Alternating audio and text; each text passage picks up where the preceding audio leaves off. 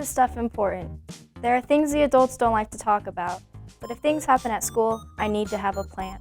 And I need to know that the adults have a plan. So I'm going to talk about the standard response protocol. It's all about these simple actions. The first action is hold. Stay in your classroom, clear the hallways. The second action is secure. Get inside, lock outside doors. The third action is lockdown. Locks, lights, out of sight. The fourth action is evacuate. A location will be announced. The fifth action is shelter. The hazard and safety strategy will be announced. So let's get started and learn about hold. Hold in your classroom or area, clear the halls. Hold in your classroom or area, clear the halls. Something is happening in the halls and the school needs to get it sorted out. So we'll stay in our classroom even if the bell rings. Try to do classwork, but remind your teacher to lock and close the classroom door. Won't I be marked tardy for my next class? Not during a hold. And if I'm in the cafeteria or the gym? Depending on what's happening, you might be asked to stay in your area if you aren't in a classroom. Unlike a lockdown, a hold can be released with a PA announcement. Students, all clear, the hold is released. All clear, the hold is released. I'm James. I'm a school resource officer. Kids, get inside, hustle. Secure, get inside, lock outside doors. Secure, get inside, lock outside doors. Why are we doing it? We're doing this because something is happening in the neighborhood near the school and we have to get you guys inside. Could be crimes out there, could be riots, could be a dangerous animal, could be zombies. James, zombies aren't real. You don't know that. Here's what happens. Get everyone inside. But inside, you just keep everything normal. Even class changes stay on schedule, except between buildings. Initially, nobody can come in or go out of the building. Depending on what's happening, your teacher may ask you to text your parents and tell them not to freak out. School is happening just like normal, and if they show up, they probably won't be let in anyway. That's right, nothing to see here. Chill. Secure is just staying inside. Sometimes it's a pain, like when school gets out or during lunch, but usually you won't notice much. What about lockdown? This is serious. Pay attention because something bad is happening in the school. Oh, things adults don't want to talk about. First, I'm going to talk about stuff that we do know. Data and research about attacks at schools. Then I'm going to talk about what to do depending on where you are. First of all, 70% of these are over within 5 minutes. 90% are over in 10 minutes. Heavy. First, let's look at one thing that they have learned. An attacker has hardly ever gotten through a locked classroom door. Hardly ever. Where'd you see that? Get on the web and look at the Sandy Hook Commission report. The FBI has some stuff too. Lockdown, locks, lights, out of sight. Lockdown, locks, lights, out of sight. So the teacher will lock and close the door. Right, then what happens? I got this. First, we're going to get out of sight of the corridor window. What else are you going to do? Then we're going to get low on the floor. I'm going to make sure I can't see out of the corridor window. Then I'm going to take a deep breath and focus. This is an important 5 or 10 minutes. I'm even going to silence my phone or turn it on Do Not Disturb. Turn off your data and Wi-Fi too. This helps the first responders keep their internet access. But can I text my parents? Yes, but not at first. Your teacher will probably have you wait about 5 minutes until it's safe. If it's safe, a few of you at a time can text your parents. Here's what to text. I'm okay, we're in a lockdown, I'll update you every 5 minutes. I'm going to add this. I love you guys. Text your parents, don't text your friends, don't post on social media. Duh. Here's one thing, a lockdown can be scary and it's probably going to last a long time. I need you to support each other, listen to your teacher. What else do you keep in mind? Don't open the door for anyone. What if they say it's the police? Like this, police, open the door. I don't know if it's really the police or someone trying to fool me, so I'm not going to open the door for anybody or even say anything. Right, law enforcement or an administrator will unlock and open the door. Same thing with an announcement on the PA. You're going to stay here until an administrator or police comes and opens the door. What about the fire alarm? When we're in a lockdown, we're going to treat a fire alarm a little differently. Unless it's really a fire in the room, we're going to initially stay put. Although I might look at other ways to get outside. If you're in the hallway, cafeteria, or gym, try to get behind a locked door or try to get out of the building. Remember, 5 minutes, so go quick. Think about other locking doors like staff bathrooms and some offices. The student bathrooms are probably a last resort. No locking doors, but at least you can get out of sight. This is a good time to talk about evacuate. Sometimes we just need to leave the building. Depending on what's happening, we might be asked to leave our stuff. Or we may be asked to bring it. If your phone's in your pocket, keep it there. If you hear lockdown and aren't in a locked classroom, remember self-evacuation is another option. That means getting out of the building and going to a safe place quickly. Once you're there, call your parents, tell them you're okay. The school might also give you an emergency number to contact. What happens when police release a lockdown? Police or an administrator will open the door and begin the classroom evacuation. Now, don't be surprised if they are a little loud or they keep shouting, "Show me your hands!" Got it. They're going to be loud and keep my hands empty and visible. Can I bring my stuff? Probably not, just what's in your pockets. They'll probably bring us to a secure assembly area like a cafeteria or a gym before moving us to where our parents can pick us up. At the assembly area, don't be surprised if an officer searches you. They just want to make sure there's nothing dangerous out there. Got it. They're going to be loud. They're going to search us. If you think about it, you're probably going to be stressed, so it's going to feel a little more intense than it really is. They are probably going to be a little stressed. They probably don't know you, but we all have the same goal in mind, to keep you safe. So what you're saying is cut everyone a little break, and we can actually help reduce their stress and our parents' stress. Okay, there's one more action. Let's talk about shelter. Different schools might do different things, but here are some examples of what might be announced. Tornado, get to the storm shelter. Earthquake, drop, cover, and hold. Hazmat, seal doors and windows. Tsunami, get to higher ground. This is important. I was in 4th grade at Sandy Hook Elementary School on December 14, 2012. I got out. My little brother was at Sandy Hook too. He got out, but it was a close call. My older brother and sister were at the middle school. It was a tough day for them too. So I just need to have a plan, have some options. And you need to know the adults have a plan too. I was the school resource officer at Arapahoe High School in 2013 when the attack happened there. I'm going to ask you to do one more thing. When you go home today, talk to your parents. Tell them about what you learned today.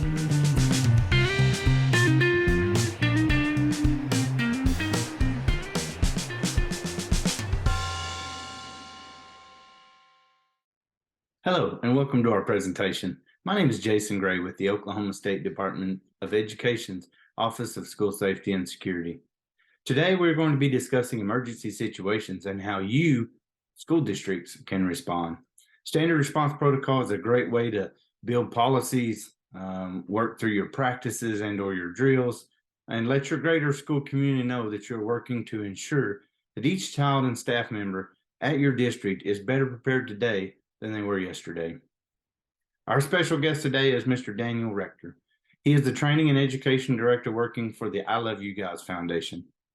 Daniel, please introduce yourself and let's get started. Hey everybody, my name is Dan Rector. I am the emergency planner for the I Love You Guys Foundation.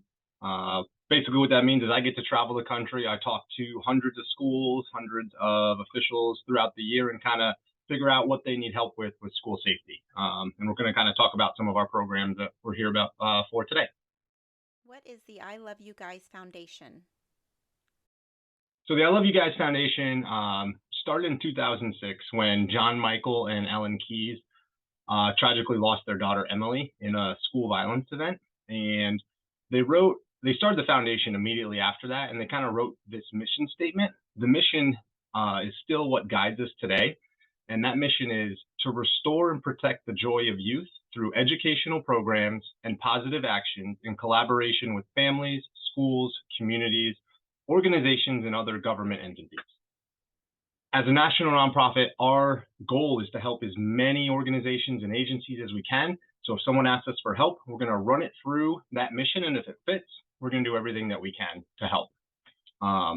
Immediately after starting the organization in 2006, the Keyes family originally set about to support other organizations in support of that mission. But then in 2008 is when we as a foundation kind of started digging into school safety, and we wanted to come up with some solutions. What we found is during our research, there was a lexicon, we call it, of school safety, and schools were using a wide variety of terms for their emergency response. And there was no continuity among organizations, not even organizations in the same area. So there were schools in the same town using different response terms, which made it very difficult for first responders who were coming to assist. It made it difficult for staff members who might move between schools, and it made it incredibly difficult for students who were going through these different facilities. So in 2009, they developed what's called the SRP, the Standard Response Protocol, to help kind of bring that common language together. And then in 2012, we developed the Standard Reunification Method to help schools get students back to family members if they have to leave the school for some reason. We're used in over 40,000 schools across the United States, schools, districts, other agencies, and we're also used by the Department of Defense Education Authority in their international schools worldwide. What does the Standard Response Protocol include? So the Standard Response Protocol, we call it the SRP for short. It's 5 basic actions that schools can use to respond to any event that's going to happen at their school. We like to say it's an all hazards institutional response, meaning it's going to help guide what the entire school, the entire organization is going to do in response to any threat or hazard, whether that be a weather event, an infrastructure event, which might be something like building collapse, power outage, heat outage, a fire, stuff like that, or potentially something worse, such as an act of violence. It's made of 5 actions. So those 5 actions are hold, secure, lock down, evacuate, and shelter. And using those 5 actions, it allows schools to really give a lot of information to their staff. So if a school calls a hold, we recommend that it's announced over a PA system and that it's repeated twice. It would sound like this: hold in your classroom or area, hold in your classroom or area. By doing pre-training, everyone in the building now knows, okay, there's something going on in the hallway. It's not a big deal. We're just going to give whatever that person or individual, whatever's going on in the hallway, some privacy. It could be someone got sick, someone has a medical issue, an injury, maybe a fight, and we just want to keep everyone out of the halls. So with that one word, we're kind of letting everyone know, hey, this is what's going on.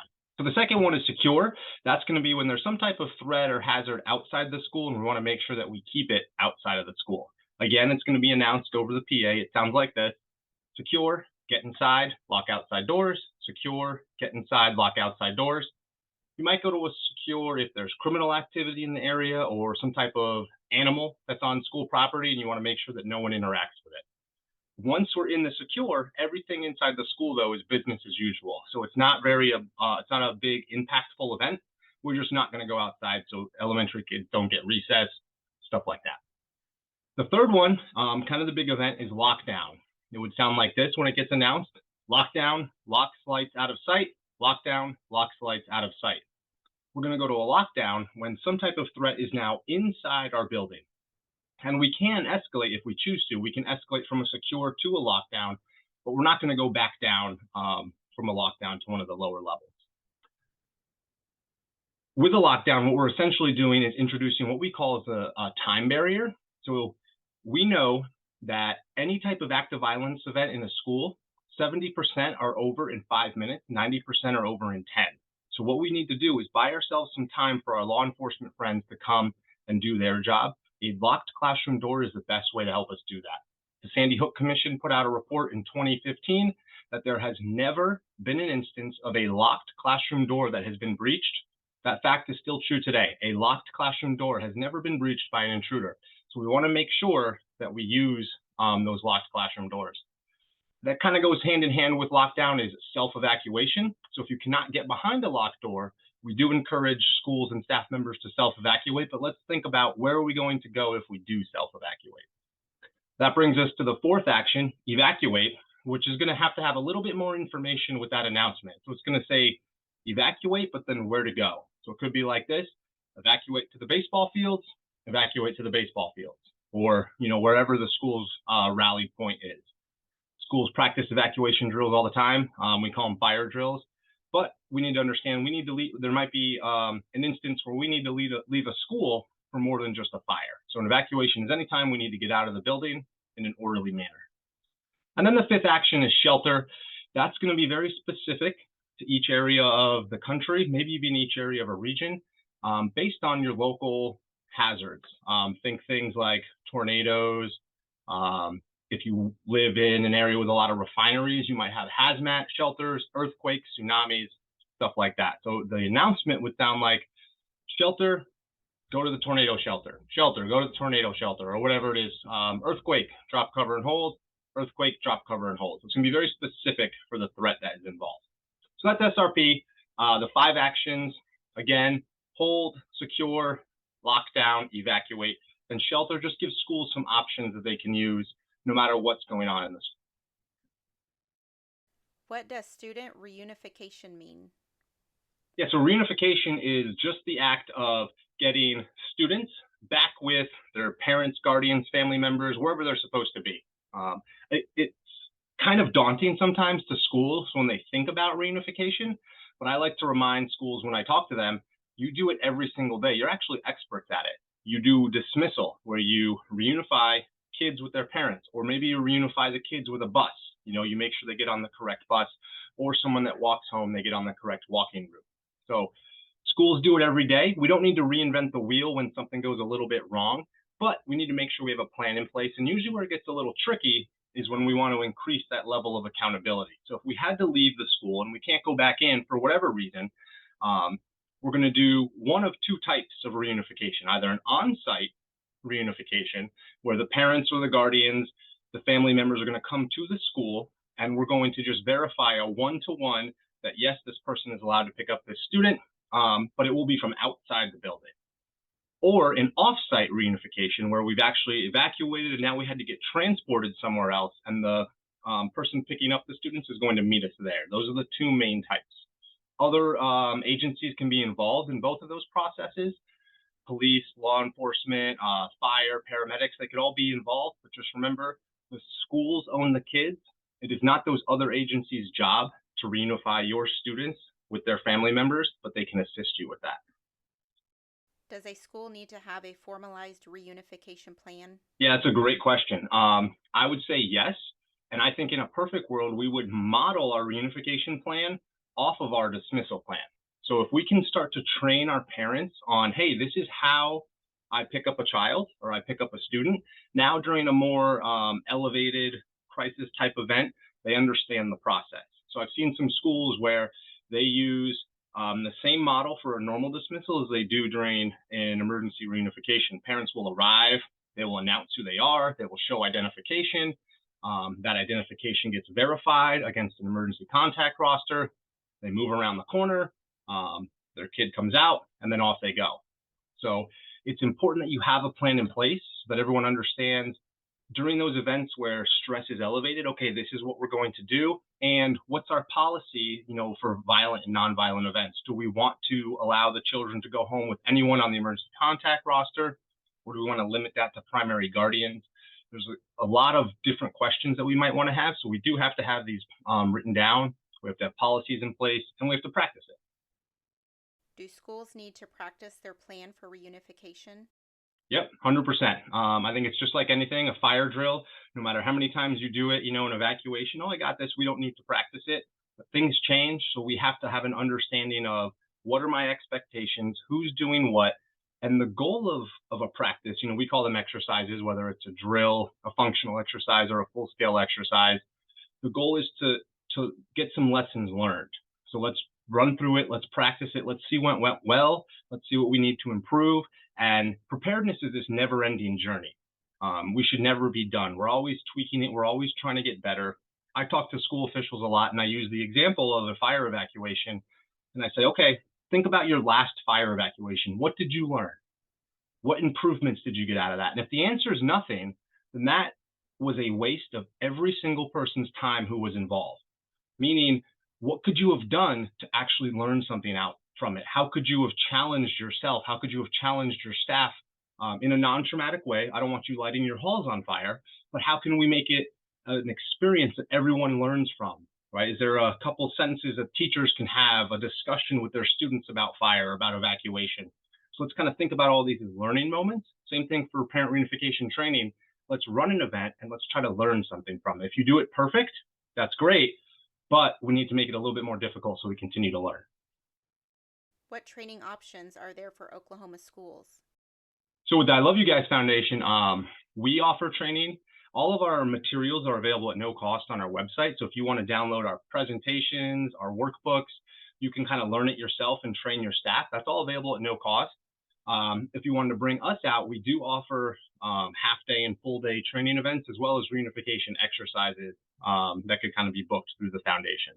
Other than that, there's a lot of resources out there, whether you're looking at FEMA or REMS, REMS. Those are other resources where you can find some training. And we always like to say, I Love You Guys is a way. It's not the way. And we encourage you to kind of look around and find something that works for you. Are there other SRP programs out there? So I'll just say this. So the Standard Response Protocol, the SRP, is the I Love You Guys kind of trademarked program, but there are other school emergency response programs out there. And again, FEMA, DHS, Department of Homeland Security, CISA, CISA, it's the Cybersecurity Infrastructure Security Agency, if it's an arm of DHS, they have some resources as well. But the SRP is specific to the I Love You Guys. What does it cost to implement SRP into my school? So that kind of depends, I guess, on the level of effort. If you wanted to bring in an outside agent or bring in us to conduct the training, there's various costs associated with that. But if you wanted to do it yourself, it's going to cost just some time, effort, and printing of materials. So you can go on to iloveyoguys.org, print out the posters. The posters describe every single action, and we recommend that schools put those posters in every room. And they're actually really good for teachers to provide instruction to students. So some of our schools will have the teacher take that poster and they kind of sit there and read it a couple times a year, and they talk about what they're going to do. They'll run an evacuation drill, they'll run a lockdown drill, a secure drill, and that's kind of their training. That's all done in-house, no cost, besides the time to learn the materials. So that's the no-cost way that schools can do it. Now, if you want to bring in one of the I Love You Guys trainers, you know, we run dozens of training a month. There is a cost associated with that to bring one of our trainers out. And you can reach out to us. info@iloveyoguys.org is the easiest way, and we'll kind of work with you to see what's the most appropriate training for you. Any last thoughts? So I just want to thank everyone for being here and listening. And don't stop moving down that preparedness journey. So always take a second to look at your plans, figure out, okay, when's the last time I reviewed, our evacuation? When's the last time I reviewed our emergency operations plan? Last time I did a drill or a training, what did we learn? And it's that never-ending journey. Don't get complacent and always find a way to get better. Great stuff, Daniel. Thank you so much for that information. We appreciate your time and your expertise today. As Daniel stated, there are many models out there. We encourage you to choose the one that best fits the needs of your school district and put in the time to make it yours. If we, the Office of School Safety and Security, can assist you in any way, please don't hesitate to reach out. Thank you all for joining us today, and have an awesome day.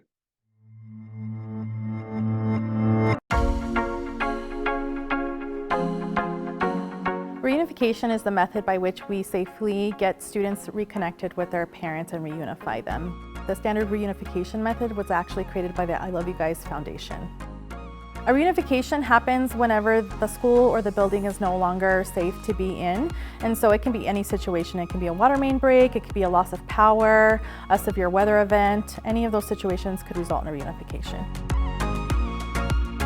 As soon as we're notified of reunification and we know where the students will be staged and where parents need to be, we will send out a text message through our communication center or dispatch center. So you want that to go out now? Yes, please. Timestamp that at 8:58.